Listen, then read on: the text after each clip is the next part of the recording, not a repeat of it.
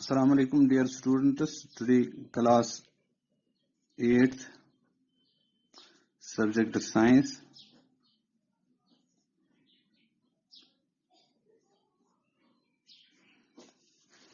Chapter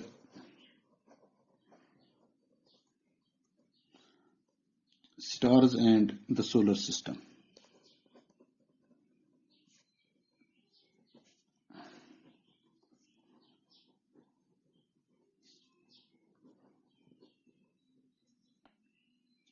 आज है हमारे पास डेट 24 अगस्त।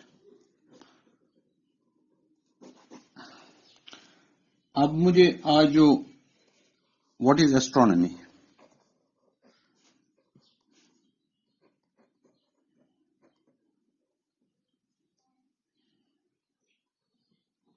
एस्ट्रोनॉमी होता क्या है? The branch of science which deals with the study of universe is called astronomy. ये वो ब्रांच है साइंस का जो डील करता है study of universe.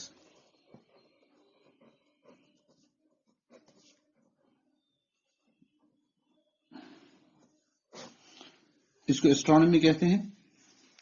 The study of astronomy involves the method and instruments used for the study of the universe. We know a lot about it. For the information already gathered by the astronomers, यानी हम जो universe के बारे में कुछ जानते हैं या बहुत कुछ जानते हैं, वो सिर्फ हम तब जान सकते हैं जब यानी जो एस्ट्रोनॉमर्स हैं उन्होंने वो इंफॉर्मेशन कलेक्ट की, तो उस तरीके से हम ये जान पाते हैं। तो ये यूनिवर्स क्या है, इसमें क्या चीजें हैं, इसमें कौन कौन से यानी कौन कौन से पार्ट्स हैं। इसमें एक चीज जो हम देखते हैं द नाइट स्काई, यहां लिखेंगे the night sky. After sunset, the night sky is dotted with bright stars. On a clear night, when there is no dust or clouds in the sky, one can see about 3,000 stars with the unaided eye. हम तारों की झुंड देखते हैं आसमान पे, बहुत सारे तारे, जब क्लियर नाइट हो, जब बादल ना हो। However, if the sky is viewed through a good telescope, many more stars are visible. Most of the stars are yellow in the color, but some stars are white or red in color. Another property of stars is that they appear in twinkling. यानी yellow colour होता है, कुछ red colour के होते हैं थोड़े से, और कुछ वाइट कलर के होते हैं। तो ये और स्टार्स की जो एक खास प्रॉपर्टी है दैट इज ट्विंकलिंग, यानी ये ट्विंकलिंग होते हैं स्टार्स। तो इस तरीके से the twinkling of stars takes place due to the atmosphere of the earth. ये एक्चुअल में ट्विंकल नहीं करते हैं, बल्कि हमें ये रिफ्रैक्शन की वजह से, जो हवा में जो वाटर वेपर से जो हवा की मुख्तलिफ परतों में इसकी रिफ्रैक्शन होती है, उससे हमें ट्विंकलिंग लगती है। However, if the stars are viewed from above the atmosphere, as in case of a spaceship, they do not twinkle but appear to shine more brightly. अब अगर हम स्पेसशिप में देखेंगे तो वो एटमॉस्फेयर से बाहर हो जाएगा, तो एटमॉस्फेयर के बाहर हमें ये ट्विंकल करते हुए नजर नहीं आएंगे, बल्कि ये तेज चमकते हुए हमें नजर आएंगे। ये स्टार्स की property. Another prominent object visible at night is moon. ये हमें रात को दिखती है। whose size changes every night. In addition to it, there are stars like objects which do not appear to twinkle. कुछ चीजें हमें वहां चमकती दिखती हैं स्टार्स जैसे, मगर ये ट्विंकल नहीं करते हैं. These are planets. They revolve around the sun in the same way as our earth. Then there are shooting stars, जिनको meteors भी कहते हैं. Shooting stars, जिनको meteors कहते हैं.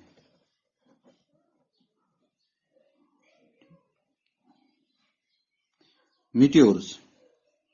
They appear to fall from the sky with a long, bright streak of light, जिनको हम कभी धूम वाला तारा भी कहते हैं.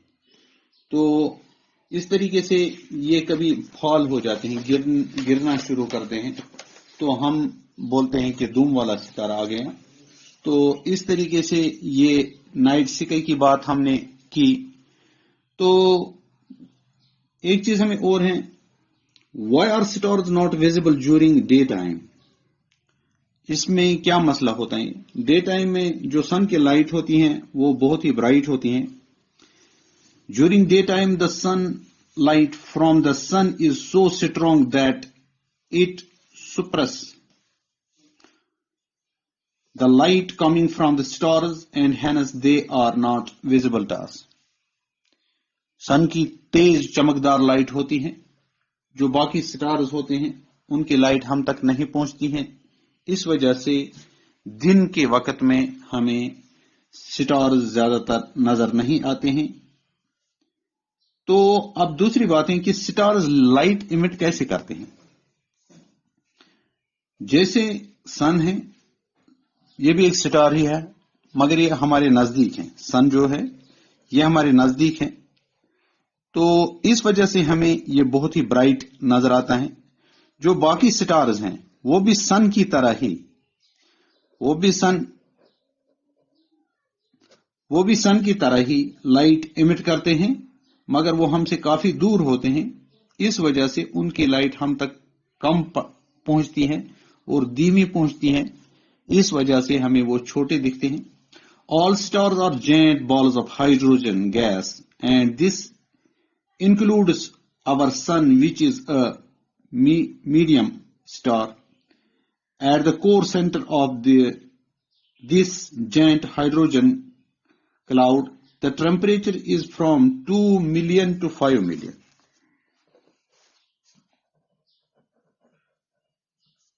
To 5 million.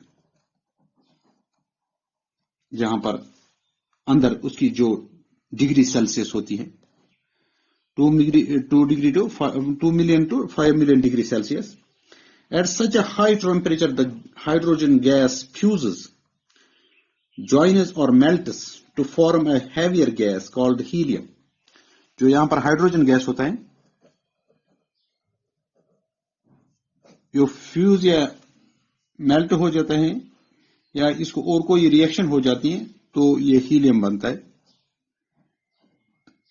ये जो हैवी गैस होता है हाइड्रोजन से, with the liberation of huge amount of heat and light energy, thus it is the fusion of hydrogen gas with the core of the star which emits light energy.